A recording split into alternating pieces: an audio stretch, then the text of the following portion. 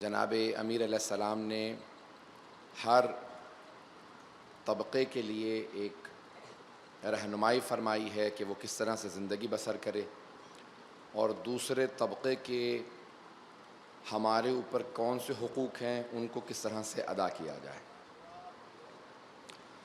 ہر طبقہ اگر اپنی اپنی ذمہ داریاں نبھانے لگے اور یہ سوچنے لگے کہ دوسروں کا مجھ پہ حق کیا ہے تو زندگی آسان بھی ہو جائے گی، زحمتیں کم بھی ہو جائیں گی، اور جو ایک اضطراب دنیا میں پایا جاتا ہے وہ ختم ہوتا نظر آئے گا۔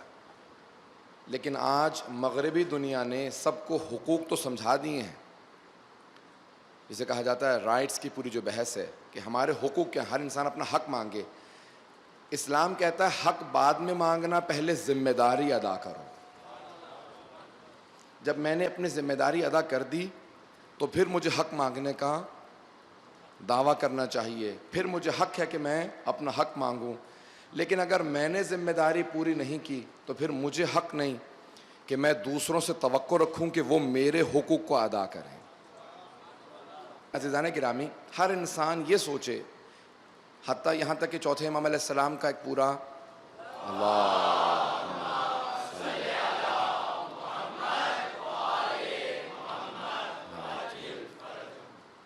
ایک کتابچہ ہے جس کا نام ہے رسالۃ الحقوق، کس کس کے ہم پہ کیا کیا حق ہیں۔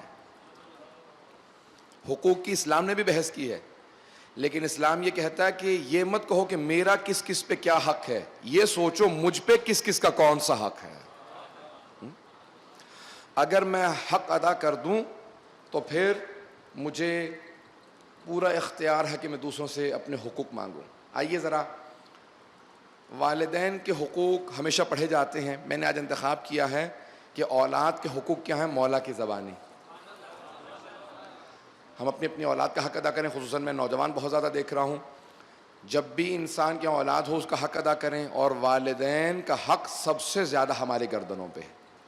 مولا فرماتے ہیں اللہ کے بعد، رسول خدا کے بعد، امام وقت کے بعد جو سب سے زیادہ حق ہماری گردنوں پہ ہے وہ ہمارے ماں باپ کا ہے، وہ ہمارے والدین کا ہے۔ تو اس لیے کوئی کوتاہی نہ کرے، کوئی نوجوان، کوئی بچہ، یہاں تک کہ اونچی آواز سے بات نہیں کرنا چاہیے والدین سے۔ یہ صرف سننے کی باتیں نہیں ہیں، یہ عمل کرنے کی بات ہے۔ 7 طبقات کا روز قیامت کوئی حساب کتاب نہیں ہے، بغیر حساب کتاب کے جہنم میں، ان میں سے ایک حقوق والدین، جس کو والدین آگ کر دیں کہ میں اس کو اب نہیں مانتا۔ تو عزیزان گرامی، وہ بھی حقوق ہیں، سخت جملے ہیں اس سے متعلق قرآن میں بھی، پیغمبر اسلام کی حدیث میں بھی، ائمہ کے فرمان میں بھی۔ لیکن آئیے ذرا میں آج وہ حق پیش کرنا چاہتا ہوں جو مولا نے نہج البلاغہ میں، کیونکہ موضوع مجھے بانیان مجالس نے نہج البلاغہ دیا ہے، کہ مولا نے ماں باپ کو کیا کہا ہے کہ اولاد سے متعلق ان کے کیا کیا حق۔ مولا فرماتے ہیں ہر اولاد کا، ہر بچے کا ماں باپ پہ کچھ حق ہوتا ہے۔ بچہ اتنا چھوٹا، لاشعور، اور جس کے پاس ابھی شعور نہیں آیا، عقل نہیں ہے، سمجھ نہیں ہے، تو وہ اپنا حق مانگ نہیں سکتا۔ مولا فرماتے ہیں ان کا حق ادا کرو، کیونکہ وہ بھی سمجھ نہیں رکھتے، جب بڑے ہوں گے سمجھیں گے۔ تو مولا فرماتے ہیں ہر بچے کا ماں باپ پہ پہلا حق یہ ہے کہ ماں باپ اپنے بچے کا نام بہت پیارا رکھیں، نام بہت پیارا رکھیں، اور سب سے زیادہ پیارے نام اہل بیت علیہ السلام کے نام، محمد وعجل۔ عزیزان کرام، سب سے زیادہ پیارے نام اہل بیت کے نام ہیں۔ کبھی یہ نہ سوچیں کہ میں اپنے بچے کا نام اگر دوبارہ رکھ دوں گا محمد یا علی یا حسن یا حسین تو بہت کامن نیم ہے، بہت عام ہے یہ نام، ہر دوسرے بچے کا نام ہے محمد، ہر دوسرے بچے کا نام ہے علی۔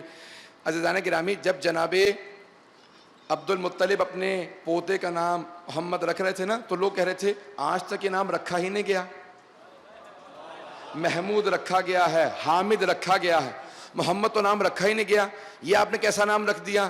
تو جناب عبد المطلب نے کہا تھا میں اس بچے کی پیشانی پہ آثار دیکھ رہا ہوں کہ کائنات میں جو نام میں نے اس بچے کا رکھا ہے سب سے زیادہ رکھا جانے والا نام ہی یہی نام ہوگا۔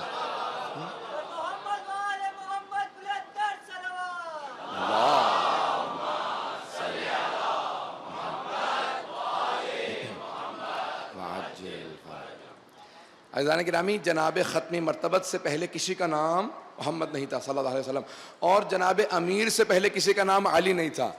باقی نام رکھے گئے. البتہ اگر ہم ظاہری دنیا کی بات نہ کریں اور خلقت کی بات کریں تو یہ سب سے پہلے جو اہل بیت کے نام ہیں تو سب سے پہلے یہی نام رکھے گئے ہیں. لیکن ہم دنیا کی بات کر رہے ہیں. اس دنیا میں بھی جب اہل بیت علیہ السلام آئے ہیں تو یہ دو نام جو 14 معصومین میں پہلے دو کے نام ہیں، یہ کسی کا نام نہیں تھا. تو پیغمبر اسلام کے دادا نے کہا تھا کہ سب سے زیادہ دنیا میں رکھا جانے والا نام یہ نام ہوگا. اور پھر ایک اور بات کہی کہ یاد رکھو محمد کا نام ہوتا معنی یہ ہوتا ہے کہ بہت زیادہ جس کی تعریف کی جائے. کہ دنیا کا کوئی ایسا خطہ نہیں ہوگا جہاں میرے اس پوتے کا نام نہیں ہوگا. عزیزان گرامی، لوگ بحثیں کرتے ہیں کہ رسول خدا کے پاس علم غیب تھا یا نہیں تھا. ان کے دادا وہ باتیں بتا رہے ہیں.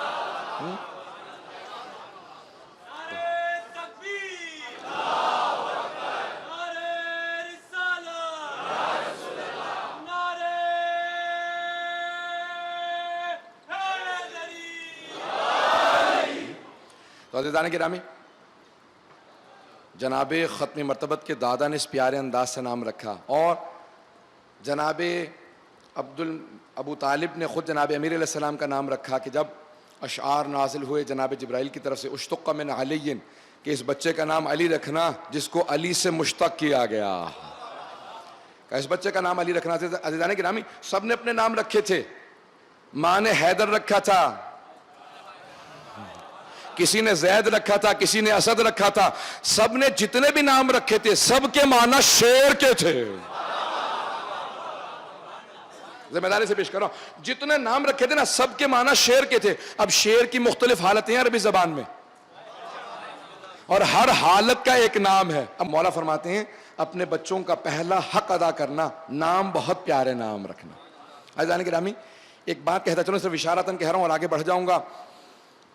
یہ عجیب بات ہے کہ جتنے بھی دشمنان اہل بیت تھے، نہ صرف ان کے کردار اچھے نہیں تھے، ان کے نام بھی اچھے نہیں تھے. تو لیکن اہل بیت علیہ السلام کے جتنے نام بلند ہیں اتنے کردار بلند ہیں.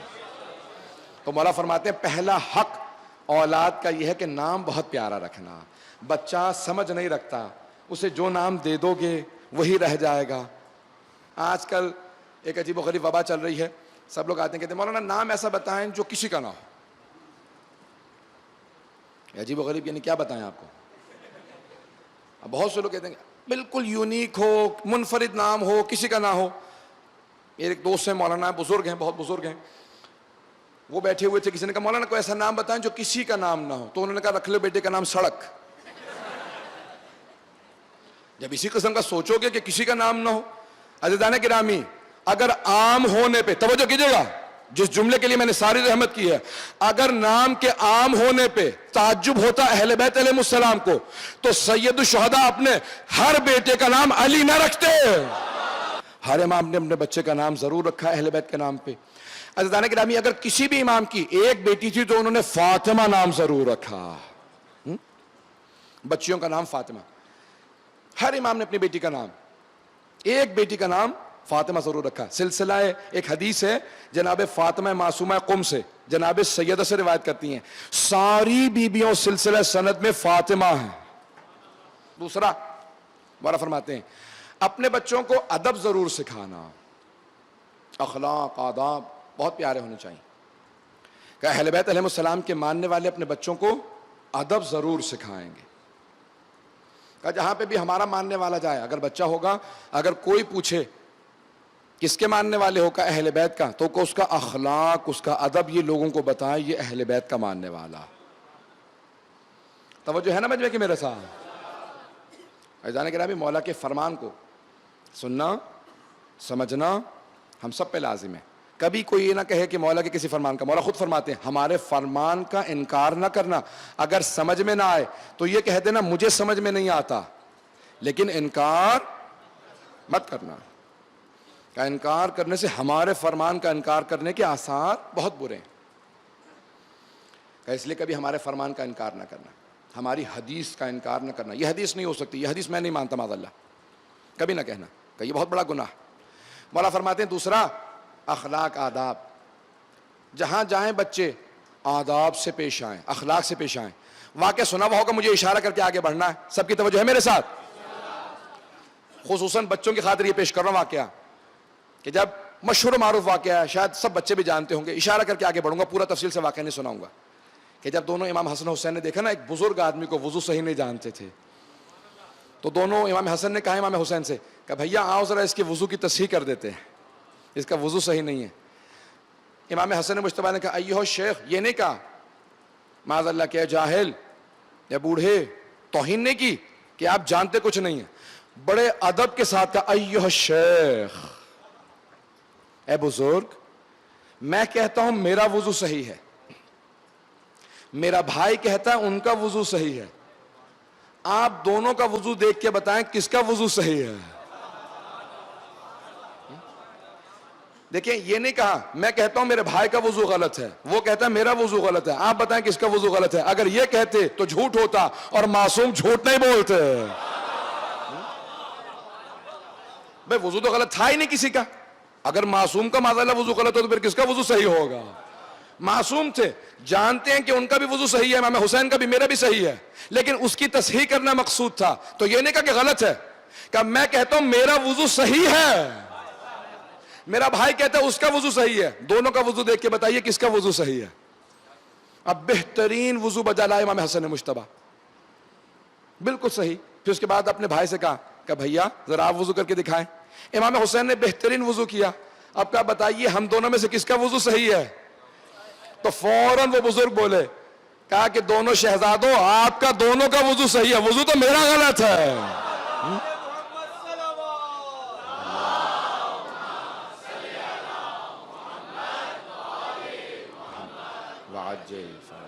توجہ ہے نا دیدانی گرامی, کہ اس پیارے انداز سے مولا فرماتے ہیں کہ ادب اتنا بلند ہو, اخلاق اتنا بلند ہو کہ ہر انسان دیکھ کے مانے کہ یہ اہل بیت کا ماننے والا ہے.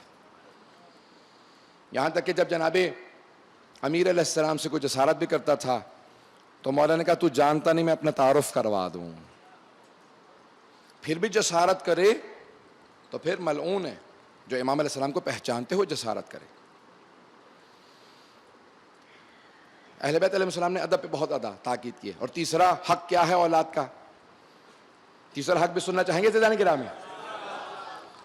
مولا فرماتے ہیں یعلمہ القرآن, اولاد کا تیسرا حق یہ ہے کہ اسے قرآن پڑھنا ضرور سکھاؤ. عزیزان گرامی چاہے انسان بوڑھا ہو جائے قرآن ضرور پڑھنا سیکھے. مولا فرماتے ہیں کہ رسول خدا ایک جگہ سے گزر رہے تھے, اور جب گزرنے لگے تو اپنے سارے صحابہ سے کہا رک جاؤ, یہ بچہ بسم اللہ پڑھنا سیکھ رہا ہے. بچہ بہت چھوٹا تھا, تازہ تازہ کلام کرنا سیکھ رہا تھا, توتلا تھا, بولنا نہیں جانتا تھا. پیغمبر نے کہا رک جاؤ, سارے صحابہ سے کہا رک جاؤ, یہ بچہ بھی بسم اللہ پڑھنا سیکھ رہا ہے, قرآن پڑھنا سیکھ رہا ہے. تو وہ استاد بار بار دہرا رہا تھا کہ بیٹا کہو بسم اللہ, بچے سے کہا نہیں جا رہا تھا, کہ بیٹا کہو بسم اللہ. جیسے مکمل کیا نا بسم اللہ الرحمن الرحیم, پیغمبر نے کہا اب تک اس بچے کا باپ عذاب میں تھا, آج اللہ نے عذاب سے خارج کر دیا. کہ یا رسول خدا کون ہے؟ کہ ایک صحابی کا بیٹا تھا, وہ بہت گنہگار تھے. جب یہ بچہ بہت چھوٹا تھا, ان کا انتقال ہو رہا تھا, بیوی سے کہا کہ جب میں دنیا سے چلا جاؤں نا, جب ہمارا بچہ بولنا سیکھے تو سب سے پہلے اسے بسم اللہ پڑھنا سکھانا. میں نے حبیب خدا سے سنا ہے کہ جب بچہ پہلا کلمہ ادا کرے اور اللہ کے نام کو ادا کرے تو اللہ ماں باپ کے سارے گناہ معاف کر دیتا. کہ اب تک اس کا باپ عذاب میں تھا کیونکہ بہت گنہگار تھا مسلمان لیکن بہت گنہگار تھا. کہ جیسے اس بچے نے بسم اللہ پڑھی, اللہ نے فرشتوں سے کہا کہ اس کے باپ کو عذاب سے نکال کے جنت میں ڈال دو. فرشتوں نے کہا پروردگارہ بڑا گنہگار ہے, کہ اس کا یتیم بچہ فرش پہ بیٹھ کے مجھے رحمان و رحیم کہے, کہ میری رحمت کو جلال آتا ہے کہ اس کے باپ پہ عذاب نازل کرو. کہ اتنا معصوم چھوٹا سا بچہ. عزیزان گرامی اہل بیت فرماتے ہیں کہ اپنے بچوں کو قرآن پڑھنا ضرور سکھاؤ. مولا کا فرمان ہے نہج البلاغہ ان یعلمہ القرآن, اپنی اولاد کو قرآن پڑھنا ضرور سکھاؤ. کبھی ایسا نہ ہو کہ کوئی بچہ قرآن پڑھنے سے محروم رہ جائے, اور اگر بڑا ہو جائے سیکھ لے تو ماں باپ کو کوئی ثواب ملے گا اگر خود سیکھے؟ توجہ کیجیے گا گرامی، اگر ایک بچہ جوان ہو جائے، ماں باپ دنیا سے جا چکے ہیں، قرآن پڑھنا سیکھ لے، پیغمبر فرماتے ہیں اللہ اتنا رحمان و رحیم ہے کہ وہ بچہ جو اب بچہ نہیں رہا، بڑا ہو گیا یا بوڑھا ہو گیا اور وہ قرآن پڑھے تو اللہ اس کے ماں باپ کے عذاب میں کمی کر دیتا ہے، وَلَوْ كَانَا كَافِرًا، چاہے وہ کافر ہی کیوں نہ ہو۔ اللہ اکبر، وَلَوْ كَانَا كَافِرًا، کہ وہ کافر ہی کیوں نہ ہو، عذاب میں کمی آ جائے گی۔ حبیب خدا فرماتے ہیں کہ عذاب میں کمی آ جائے گی اگر بچہ جوان ہو کے بھی قرآن پڑھنا سیکھ لے۔ مولا فرماتے ہیں اپنی اولاد کو یہ 3 آداب ضرور دینا۔ پھر مولا کچھ اور آداب سکھاتے ہیں، میں وہ آداب پیش کرنا چاہ رہا ہوں آج جو مولا نے فرمایا کہ سارے آداب معاشرے میں رائج ہونے چاہیے، اگر سننا پسند کریں گے عزیزان کرام۔ مولا فرماتے ہیں اور کیا چیز ہے جو اولاد کا حق ہے، آداب ہیں جو اولاد کو ضرور سیکھنے چاہیے اور ماں باپ کو ضرور سکھانے چاہیے۔ مولا فرماتے ہیں ایک اور چیز ہے، اپنے بچوں کو حلال کمانا اور حلال کھانا سکھاؤ۔ پتہ نہیں جملہ اس کو کوئی ادراک کر پائے گا کہ نہیں۔ مولا فرماتے ہیں حلال کمانا اور حلال کھانا۔ ایک حدیث میں ہے یہاں تک کہ شہد کی مکھی سے ایک ضرور چیز سیکھو، کہا جہاں بھی جاتی ہے حلال رزق کھاتی ہے، حلال پیدا کرتی ہے۔ شہد حلال ہے، کہا حلال رزق بھی کماؤ اور حلال کھانا سکھاؤ، پاک چیز کھائیں۔ کہا کبھی بھی حرام کی طرف ترغیب نہ جائے، خود بخود ہاتھ رکنے لگے، حرام کبھی نہ کھائیں۔ کہ روز قیامت سب سے زیادہ، نہج البلاغہ کا مولا کا فرمان ہے کہ روز قیامت سب سے زیادہ حسرت کسے ہوگی؟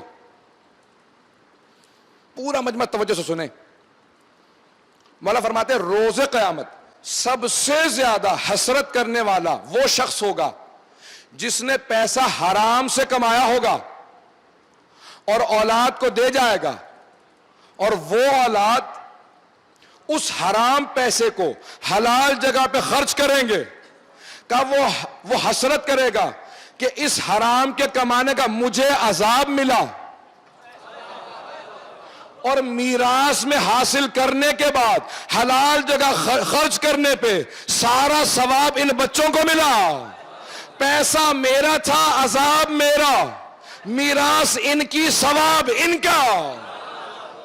پتہ نہیں توجہ ہے یا نہیں؟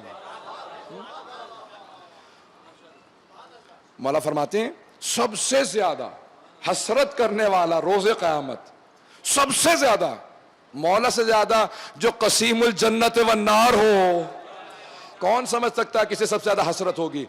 مولا فرماتے ہیں سب سے زیادہ حسرت کرنے والا وہ باپ ہوگا جو حرام کما کے اولاد کو دے جائے گا اور وہ حلال جگہ خرچ کر دیں گے، کمایا اس نے ہوگا، ثواب بچوں کا ہوگا۔ بہت بڑا جملہ ہے مولا کا، جتنا زیادہ غور کریں گے اتنا زیادہ مولا کی عظمت کا اندازہ ہوگا، مولا کتنی باریکی سے آپ نے فرمایا۔ عزیزان گرامی، یہ اولاد اللہ کی امانت ہے۔ اگر کوئی دنیا میں امانت رکھوا جائے آپ کے پاس، خیانت کریں گے؟ نہیں۔ چوتھے امام فرماتے ہیں کہ اگر میرے بابا کا قاتل میرے پاس امانت رکھوا جائے تو میں اس میں بھی خیانت نہیں کروں گا، جبکہ جانتا ہوں کہ یہ جہنمی ہے، واجب القتل ہے، لیکن کیونکہ وہ امانت دے گیا میں خیانت نہیں کروں گا۔ کہ امانت میں خیانت نہ کرنا۔ پھر مولا فرماتے ہیں اولاد اللہ کی امانت ہے، خیانت نہ کرنا، وہ تربیت کرنا جیسا اللہ چاہتا ہے۔ کبھی بھی بری عادات نہ دو، آداب اچھے دینا۔ پتہ نہیں اب تک کتنے لوگ میرے ساتھ ابھی تک ہیں۔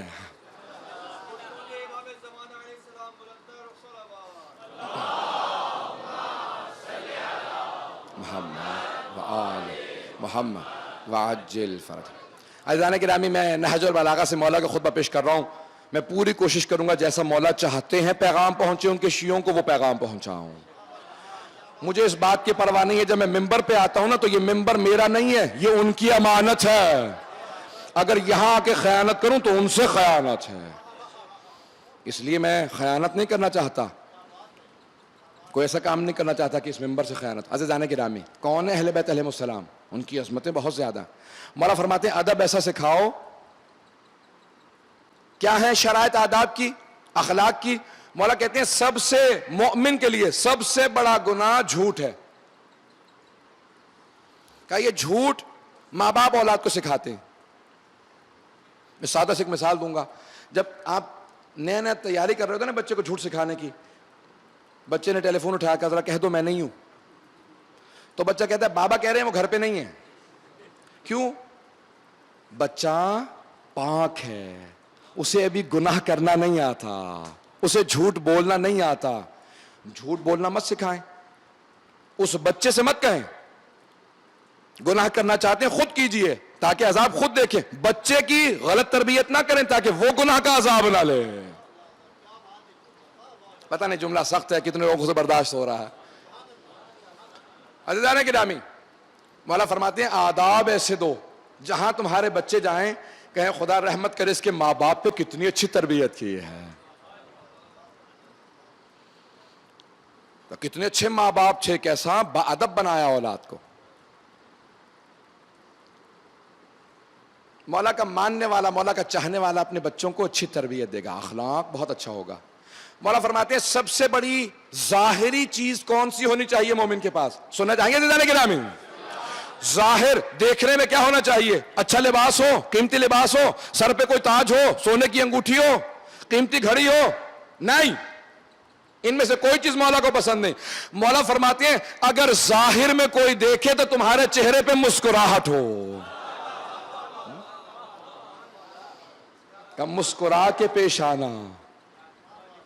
کا سب سے بڑا, کسی کو ہدیہ دینا چاہتے ہو تو خوش اخلاقی کا سب سے بڑا ہدیہ مسکراہٹ ہے. پتہ نہیں جملہ پہنچا پایا ہوں یا نہیں. مولا فرماتے ہیں مولا کے جو دشمن تھے وہ سب سے بڑا اعتراض جو مولا پہ کرتے تھے, کہتے تھے یا علی کیا بات ہے آپ ہمیشہ مسکراتے رہتے ہیں, میدان جنگ میں سب بھاگ بھی رہے تب بھی آپ مسکرا رہے ہیں. مولا نے کہا نہیں, علامت یہی ہے مومن کی, ہمیشہ مسکرا کے پیش آئے گا. یہ امیر المؤمنین ہے. سب سے بڑا ہدیہ خوش اخلاقی ہے. انک لعلی خلق عظیم, میں میرے حبیب آؤ خلق عظیم کے مالک ہیں. عزیزان گرامی, اخلاق بنیادی چیز ہے. آج کافر کچھ نہیں دیکھتے, مومن کا اخلاق دیکھتے ہیں. اچھے اخلاق سے پیش آئیے. میں صرف واقعہ پیش کر کے اشارہ کر کے آگے بڑھنا چاہتا ہوں. بتانیے کسی شہر میں ابا قبا میں تھا, ایک خاتون, بوڑھی خاتون آئیں, ہاتھ میں عصا تھا, کہ میں ہاتھ میں لانا چاہتی ہوں. تو میں نے کہا بھی میں ہاتھ نہیں ملا سکتا, ہمارے دین میں جائز نہیں ہے, عموماً برا منا لیتے ہیں. میرا تصور یہ تھا کہ اب یہ توہین کرے گی. کہ نہیں کوئی بات نہیں, میں صرف اس لیے ہاتھ میں لانا چاہتی تھی کہ میں گھٹنے کے آپریشن کے لیے ہسپتال میں تھی. وہاں ایک محجبہ نوجوان لڑکی آتی تھی جس کا باپ ایڈمٹ تھا. جب بھی اس کے لیے کوئی پھل لاتی تھی مجھے بھی ضرور دیتی تھی. میں نے پوچھا کیوں دیتی ہو؟ کہا کہ ہمیں عالم دین نے بتایا ہمسائے کے حقوق ہیں. کہ میرے دل میں احترام پیدا ہوا کہ جب بھی میں کسی مسلمان عالم دین سے ملوں گی احترام ضرور کروں گے. عزیزان گرامی, جب بھی اچھا اخلاق پیش کریں فوراً کہیں ہمیں آل محمد نے سکھایا.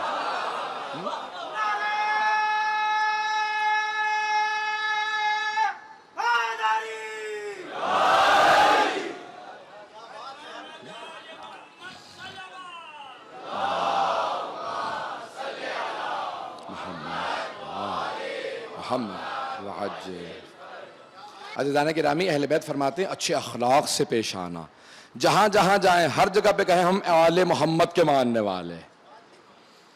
لوگوں کے اندر ایک امتیاز پیدا ہو, ممتاز نظر آئے آل محمد کے ماننے والے. اتنا امتیاز ہو کہ ہر آدمی کہے جب ماننے والے ایسے ہیں تو اہل بیت کیسے ہوں گے.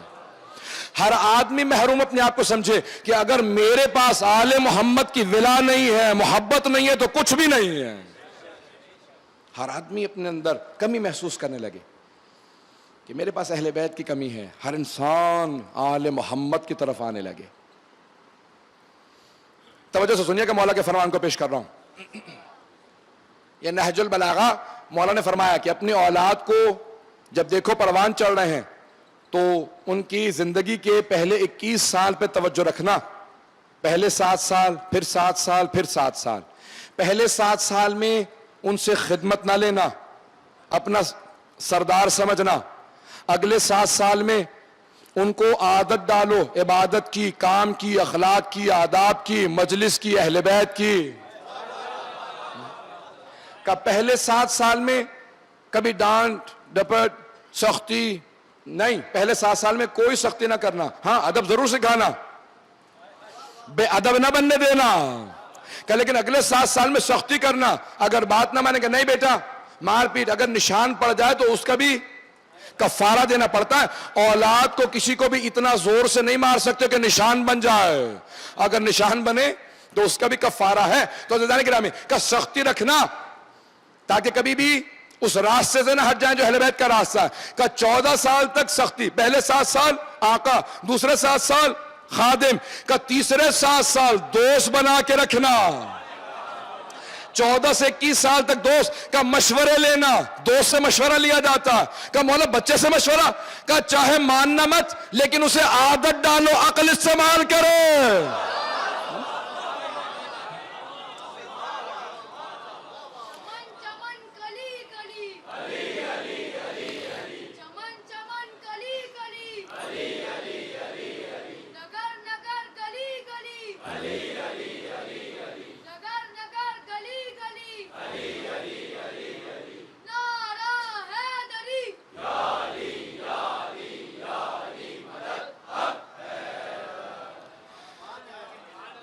عزیزان گرامی مولا فرماتے کہ اس انداز سے 14 سے 21 کا جو وقفہ ہے، کہ مولا فرماتے 14 سے 21 کا دوست مان کے مشورہ لینا، اس طرح سے پیش آنا کہ جیسے اب یہ جوان ہو رہا ہے، دنیا کی ذمہ داریاں اس کے کاندھے پہ آنے والی ہیں. جب اہمیت دو کہ خود بخود اہمیت کا احساس کرے گا، ذمہ داری اپنے کاندھوں پہ محسوس کرے گا. کہ مولا 21 کے بعد آپ نے چھوڑ دیا، جبکہ اولاد کو تو چھوڑا ہی نہیں جا سکتا. کہ مولا فرماتے ہیں کہ میں نہیں کہہ رہا 21 کے بعد چھوڑ دینا، کہ پھر اولاد کو اس کے حال پہ چھوڑ دو، جو وہ بن چکی ہے بن چکی. اب چاہے وہ اپنے آپ کو تمہارا آقا سمجھے، خادم سمجھے، دوست سمجھے. کہ اس 21 کے بعد اب تمہارے ہاتھ میں نہیں ہے، اب وہ ان کا حق ہے. اب وہ تمہارے ہاتھ سے نکل چکے ہیں. اس کے بعد وہ فیصلہ کریں گے کہ وہ تمہارے خادم بننا چاہتے ہیں یا نہیں. پتہ نہیں توجہ ہے یا نہیں. اب تو تربیت ہو چکی نا.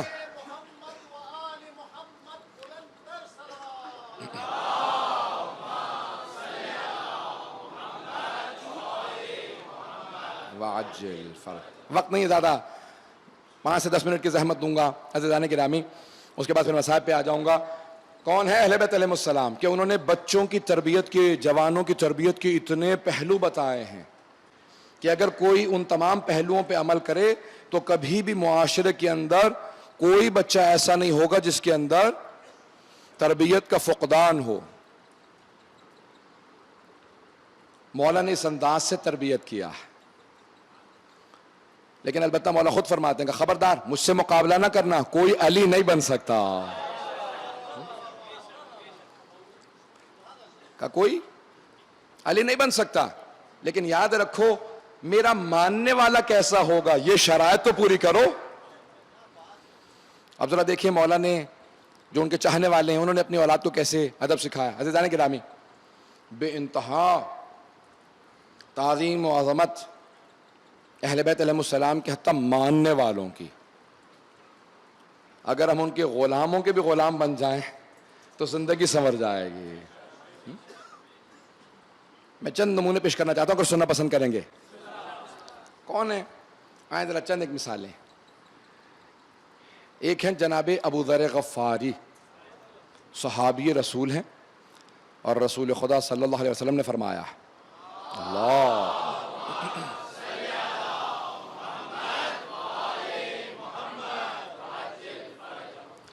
آپ نے فرمایا کہ ما ذلت الغبراء، نہ آسمان نے سایہ کیا نہ زمین نے اٹھایا اتنا سچا آدمی جتنا کہ ابو ذر غفاری ہم اہل بیت کے بعد سب سے سچے صحابی. لیکن کیسے تربیت کیا اولاد کو؟ کہ بیٹا کبھی بھی حق کے اوپر سمجھوتا نہ کرنا، حق پہ سمجھوتا نہ کرنا۔ جناب ابو ذر ان کا مزاج تھا، جہاں جاتے تھے نا مجمع دیکھتے کہتے تھے کچھ لوگ کھڑے ہیں، اب سچائی کی عادت تھی، حق گوئی کی عادت تھی، اور حق کے ساتھ تھے کیونکہ حق علی کے ساتھ تھا۔ پیغمبر کہہ گئے تھے نا جناب عمار سے، جناب ابو ذر سے کہ اے عمار، اے ابو ذر، جہاں پہ تم دیکھو کہ ایک وادی کے اندر، آخری جملے فضائل کے سن لیجیے، اس کے بعد پھر 10 منٹ کی زحمت دے رہا ہوں، کہا اے ابو ذر، اے عمار، جہاں تم دیکھو میرے سارے صحابہ ایک وادی میں جا رہے ہیں اور علی اکیلے دوسری وادی میں جا رہے ہیں، اس وادی میں چلے جانا جہاں اکیلے علی جا رہے ہوں، کیونکہ اللہ حق کو ادھر موڑتا ہے جہاں علی جاتا۔ تو جناب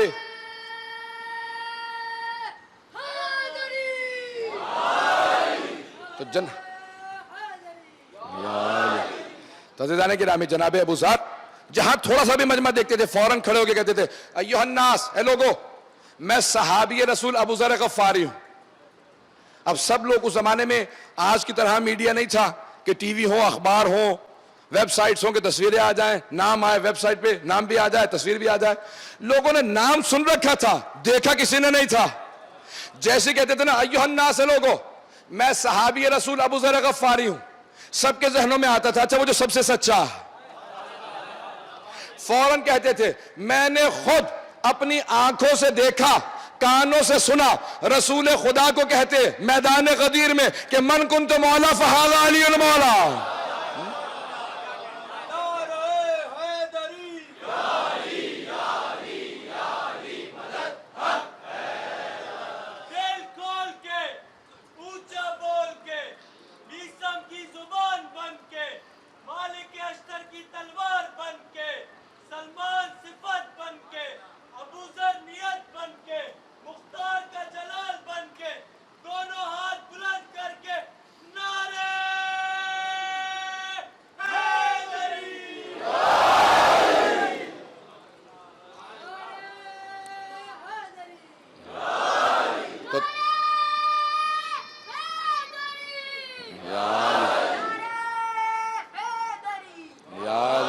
توجہ عزیزان کرام، بس مجھے زیادہ زحمت نہیں دینی ہے آپ کو، بات کو مکمل کر دیا میں نے۔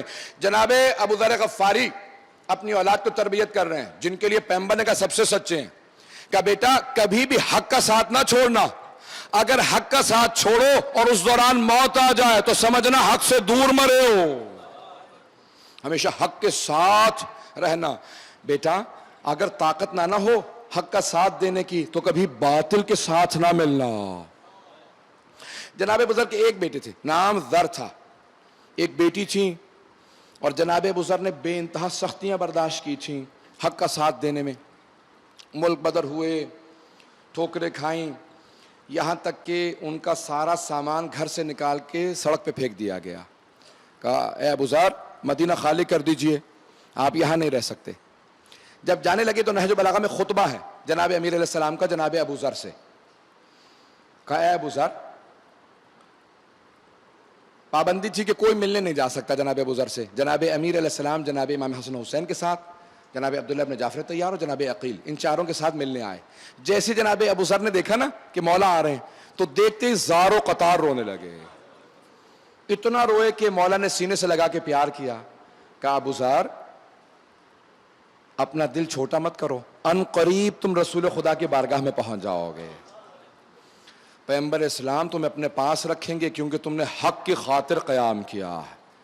جو کچھ بھی تمہارے مصائب آئے نا یہ حق کی خاطر تھے۔ تو جناب ابو ذر نے ایک جملہ کہا کہ مولا یہ جتنے مصائب آ جائیں مجھے ان مصائب کا کوئی رنج نہیں ہے، کوئی دکھ نہیں، صرف دکھ ہے تو ایک بات کا، اب میں آپ کو دیکھنے سے محروم رہوں گا۔ اتنے عاشق تھے۔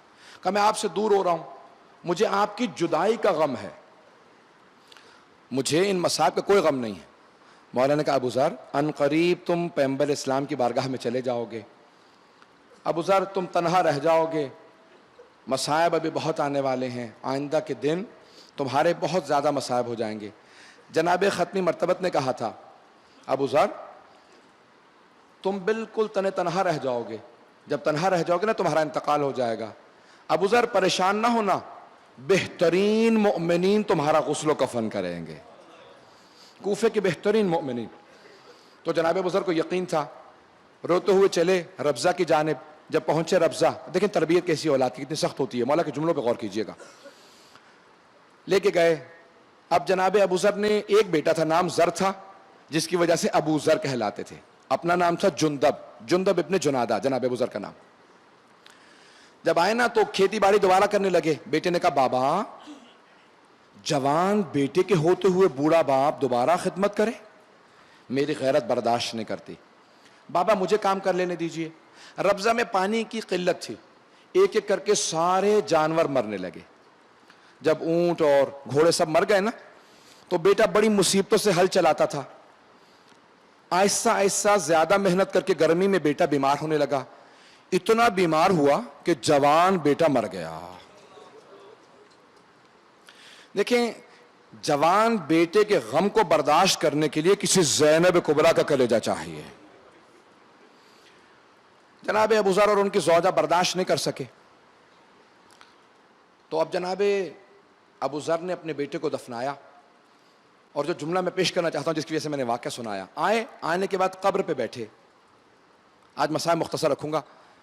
قبر پہ بیٹھنے کے بعد جملہ کہا ذر، جانے کے دن میرے تھے تم چلے گئے۔ اب آخر باپ ہے، دل تو پھٹ رہا تھا، رو رہے تھے۔ کہا بیٹا ایک جملہ کہوں گا، تم چلے تو گئے ہو لیکن عنقریب میں بھی تمہارے پاس آنے والا ہوں۔ وہ باپ جسے پہلے جانا چاہیے تھا، موت کسی چیز کو نہیں مانتی، چلے گئے۔ اب اس وقت ایک جملہ کہا پروردگارہ، ہاتھوں کو بلند کر کے کہا پروردگارہ، اس نے کچھ تیرے حقوق ادا کرنے تھے، کچھ میرے حقوق ادا کرنے تھے۔ پروردگارہ، اس نے میرے حقوق ادا کرنے میں کوتاہی کی ہوگی، تیرے حقوق ادا کرنے میں بھی کوتاہی کی ہوگی، لیکن پروردگارہ میں مخلوق ہوں تو خالق ہے، میں نے مخلوق ہوتے ہوئے اپنے سارے حق معاف کر دیے۔ تو خالق ہے پروردگارہ، تو بھی اپنے سارے حق معاف کر دے۔ مولا فرماتے ہیں کہ جناب ابو ذر کے اس ایک جملے کی وجہ سے پروردگار نے ان کے بیٹے کی مغفرت کر دی۔ کہا ابو ذر کے بیٹے کا کوئی حساب کتاب نہ کرنا، باپ نے اتنا بڑا جملہ کہا۔ کہا میں مخلوق ہوتے ہوئے سارے حق معاف کر رہا ہوں، پروردگارہ تو خالق ہے، تو بھی اپنے حق معاف کر دے۔ آئیں بھائی، اب جناب ابو ذر کی جو زوجہ تھی نا، وہ برداشت نہیں کر سکیں، وہ صبح و شام قبر پہ بیٹھی روتی رہتی تھی، کہتے تھے ذر بیٹا تیری ماں کا تیرے بغیر گزارا نہیں ہے۔ ماں کے لیے بڑا مشکل ہوتا ہے، خدا کسی ماں کو اولاد کی آزمائش نہ دے، اولاد کی آزمائش بہت سخت ہوتی۔ اب جناب ابو ذر کی زوجہ مسلسل روتی رہتی تھی، یہاں تک کہ چند ہفتے یا چند مہینے گزرے تھے کہ روتے روتے جناب ابو ذر کی جو زوجہ تھی وہ انتقال کر گئیں۔ جب ان کا انتقال ہو گیا نا تو جناب ابو ذر غفاری نے اپنی زوجہ کو بھی دفنا دیا۔ بیٹی بہت چھوٹی تھی، اسے پوری طرح سے مصائب کا ادراک نہیں تھا، لیکن ماں کو یاد کر کے بہت روتی تھی۔ اب آہستہ آہستہ جناب ابو ذر بیمار ہونے لگے۔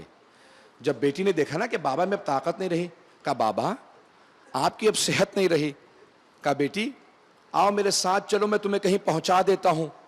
جب کوئی قافلہ گزر رہا ہو نا تو قافلے سے کہنا مجھے مدینے میں علی ابن ابی طالب کے پاس پہنچا دے۔ کہا جس یتیم کا کوئی نہیں نہ ہوتا، کہا جس کا کوئی نہ ہو جو لاوارث ہو، میرے مولا اس کے وارث ہے، کوئی یتیم اپنے آپ کو لاوارث نہ سمجھے۔ کہا بیٹی بس یہ کہنا کہ جو بھی تمہیں قافلے میں ملے گا مجھے علی کے پاس پہنچا دو، میرے مولا تمہاری کفالت کریں گے، میرے مولا تمہیں پالیں گے۔ کہا اچھا بابا۔ انگلی پکڑ کے بیٹی چلنے لگی۔ جناب ابو ذر کچھ دور ہی چلے تھے، بستی کے قریب، ابھی آخر تک نہیں پہنچے تھے کہ ایک مرتبہ چلتے چلتے زمین پہ گر گئے۔ بیمار تھے، جوان بیٹے کا غم تھا۔ جیسی زمین پہ گرے نا تو بیٹی نے کہا بابا تھوڑی سی ہمت کیجئے، مجھے جہاں سے قافلے گزرتے ہیں وہاں تک پہنچا دیں۔ جناب ابو ذر نے کہا بیٹی اب میری ٹانگوں میں دم نہیں رہا، مجھ سے چلا نہیں جا رہا، لیکن بیٹی پریشان ہونے کی بات نہیں ہے، بیٹی بس وہاں تک چلی جانا جہاں سے قافلے گزرتے ہیں۔ جب کوئی قافلہ آ رہا ہوگا نا تو قافلے کے روک کے صرف اتنا بتا دینا، اے قافلے والو یہاں قریب میں صحابی رسول کا جنازہ پڑھا. اجرکم اللہ. پہنچ گئے بہت سے لوگ. کہ قافلے والوں سے کہنا قریب میں صحابی رسول کا جنازہ پڑھا, بے گور و بے کفن ہے, کسی نے غسل و کفن نہیں دیا, کسی نے دفنایا نہیں ہے, صحابی رسول کا جنازہ پڑھا. کہا بیٹی خود بخود لوگ آئیں گے مجھے دفنا دیں گے. کہا اچھا بابا جان. ہاں. ابھی بیٹی رو ہی رہی تھی کہ جناب ابو ذر کا دم نکل گیا. جب آنکھیں بند ہوئی نا تو بیٹی تھی آخر. چھٹے امام فرماتے ہیں کہ باپ کے جنازے کی زینت بیٹی ہوتی ہے. اجرکم اللہ. کہ باپ کے جنازے کی زینت بیٹی ہوتی ہے. چھٹے امام فرماتے ہیں کہ جب جناب ابراہیم کا انتقال ہو رہا تھا نا تو خلیل اللہ تھے, جناب جبرائیل نازل ہوئے, کہا اے ابراہیم اللہ نے جتنا آپ کو دیا کسی نبی کو نہیں دیا اب تک, کوئی آخری حسرت؟ کہا بس ایک حسرت رہ گئی, اللہ نے بیٹے دیے بیٹی نہیں دی. کہا کیوں؟ کہا باپ کے جنازے کی زینت بیٹی ہوتی ہے.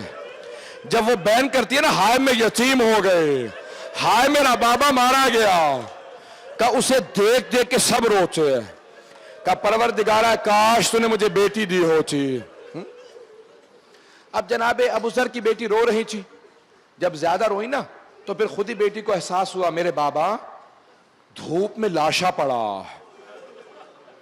اجرکم اللہ. تو بچی نے کیا کیا, ایک رومال لیا اپنے بابا کے چہرے پہ ڈال دیا کہیں چہرہ دھوپ میں نہ رہے. اجرکم اللہ. بس بچی نے چہرے پہ رومال رکھا, اٹھی روتی ہوئی آگے بڑھنے لگی. کہا جہاں سے قافلے گزرتے ہیں وہاں تک چلی جاؤں. بچی تھی زمین پہ بیٹھ کے رونے لگی, خاک پہ بچی رو رہی تھی. اتنے میں دیکھا قافلہ آ رہا, بچی اٹھی کھڑی ہو گئی. کہا قافلے والوں رک جاؤ, قافلے والوں یہاں قریب میں صحابی رسول کا جنازہ پڑا, کوئی دفنانے والا نہیں ہے, میں اس کی یتیم بیٹی ہوں. قافلے والے اترے. کون کون تھا قافلے میں؟ حضرت مالک اشتر تھے, عبداللہ ابن مسعود تھے, بڑے بڑے صحابہ رسول تھے, امیر المومنین کے اصحاب تھے. سارے اترے, سب کے سب رونے لگے. کوئی سر پیٹ رہا تھا, ارے صحابی رسول کا جنازہ دھوپ میں پڑا. میری آواز ساتھ نہیں دے رہی, میں جملے پیش کروں. اجرکم اللہ, اجرکم اللہ. جناب مالک اشتر رونے لگے. کہہ رہے صحابی رسول کا بے گور و کفن لاشا پڑا. سب رونے لگے, سب میں آپس میں لڑائی ہونے لگی. کہا میں غسل دوں گا, دوسرے نے کہا نہیں مجھے غسل دینے دو, کوئی کہتا تھا مجھے کفن دینے دو, یہ صحابی رسول ہے. میں ہاتھ جوڑ کے ایک جملے کو کہوں گا, اس بچی کو ہٹا دیں.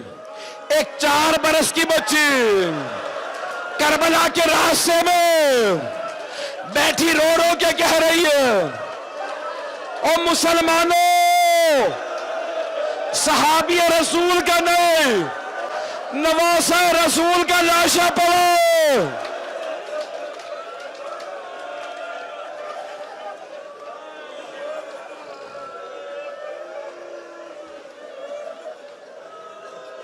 ایک 4 برس کی بچی بار بار رو کے کہتی ہے او مسلمانوں یہ تمہارے نبی کا نواسہ ہے, یہ فاطمہ کا لال ہے, میری دادی نے چکیاں پیس کے پالا تھا. اجرکم اللہ, اجرکم اللہ. میں مجھے یہاں پہ زیادہ تفصیل سے مصائب نہیں پڑھنے, میں چند اصحاب کے مصائب پیش کرنا چاہتا ہوں, صرف اشارہ دے کے ختم کر دوں گا. 5 منٹ کی زحمت دے رہا ہوں, میرے ساتھ رہیے گا. عزیزان گرامی, کون ہے جناب امام حسین؟ جب ایک ایک کر کے صحابہ کہہ رہے تھے نا, صحابہ آ رہے تھے مولا اجازت دیجیے آپ پہ قربان ہو جائیں, تو ان میں کچھ اصحاب بڑے بوڑھے تھے, جناب حبیب, جناب مسلم ابن اوسجا, جناب سعید. جناب سعید 97 برس کے تھے. جب مولا کے پاس آئے نا, مولا میں آپ پہ قربان ہونا چاہتا ہوں. مولا نے ایک نگاہ ڈالی, دیکھا کمر ٹوٹی ہوئی ہے, بھویں بڑی ہوئی ہیں, دونوں ہاتھ کمر پہ ہیں. مولا نے کہا سعید آپ بہت بزرگ ہیں, میری غیرت برداشت نہیں کرتی کہ یہ ملعون آپ کو اس طرح سے قتل کریں. ایک مرتبہ دونوں ہاتھ رکھ کے جناب سعید نے کمر کو سیدھا کیا, کہا مولا مجھے محروم نہ رکھیے گا, میں کوفہ سے آیا ہوں آپ پہ قربان ہونے, میں آپ کے نانا کے سامنے سرخرو ہونا چاہتا ہوں. کہ مولا مجھے اجازت دے. ایک مرتبہ انہوں نے پٹی باندھی, اپنی بھووں کو سیدھا کیا, کمر پہ پٹکا باندھا, دونوں ہاتھ کمر پہ رکھے. کہ مولا اب میں بوڑھا نہیں رہا, میری کمر ٹوٹی ہوئی نہیں ہے, دیکھیے میری کمر سیدھی ہے. مولا کی آنکھوں میں آنسو آئے. کہ سعید ابھی جب میں نماز شروع کروں گا نا, میرے سامنے کھڑے ہو جانا, کوئی تیر نہ آنے دینا. جناب سعید نے, بیٹا دیکھیے گا, جناب سعید نے دونوں ہاتھ کمر پہ رکھے, کمر سیدھی کر کے کھڑے ہو گئے. ایک مرتبہ تیر آیا, جناب سعید کے سینے میں لگا. بوڑھے تھے, بزرگ تھے, کمزور تھے, پیاسے تھے, لب کانپنے لگے, نگاہوں کو بلند کیا. کہ پروردگارا تیرے حسین کی نماز مکمل ہو جائے, میں تب تک نہ گروں. ایک مرتبہ دوسرا تیر لگا, ان کے سینے میں تیر لگتے رہے, ان کے لب کانپتے رہے, یہاں تک کہ آواز آئی السلام علیکم ورحمت اللہ وبرکاتہ. جیسے امام حسین کی نماز مکمل ہوئی نا, جناب سعید گر گئے. جیسے ہی گرے جناب سید الشہداء آگے بڑھے, دونوں ہاتھ ان کی پشت پہ رکھے, بڑے آرام سے انہیں زمین پہ لے کے آئے. ایک مرتبہ کانپتے ہوئے لبوں سے جناب سعید نے ایک سوال کیا. کہ مولا آپ مجھ سے راضی ہیں؟ جناب سید الشہداء نے کہا سعید میں راضی, میری ماں فاطمہ راضی, میرے بابا علی مرتضی راضی, میرے جد رسول خدا راضی. اجرکم اللہ, اجرکم اللہ. بس میں نے تمام کر دیا, بس بھی آخر جملے سن لیجئے, میں دعا کرواؤں گا, 2 جملے کہہ دوں گا, میں نے مکمل کر دیا. عزیزان گرامی, جب جناب مسلم ابن اوسجا گرے نا, وہ بھی 90 برس کے تھے, تو جناب حبیب بڑی تیزی سے آئے. کہا مسلم اگر مجھے یہ یقین ہوتا نا کہ میں آپ کے بعد بہت دیر تک زندہ رہوں گا, تو میں کہتا مسلم کوئی آخری وصیت ہو تو کر دیجئے, لیکن مسلم میں بھی ان قریب آنے والا ہوں, اس لیے کوئی وصیت نہیں کروں گا. جناب مسلم نے کہا ایک وصیت پھر بھی میں کروں گا. جناب حبیب نے کہا کیا وصیت ہے؟ جناب مسلم نے فوراً امام حسین کی طرف اشارہ کیا. کہا اوصی کا بہذا, حبیب زہرا کے بیٹے کو تنہا نہ چھوڑنا, ہمارا مولا بڑا مظلوم ہے, بڑا غریب ہے. الا لعنت اللہ علی القوم الظالمین.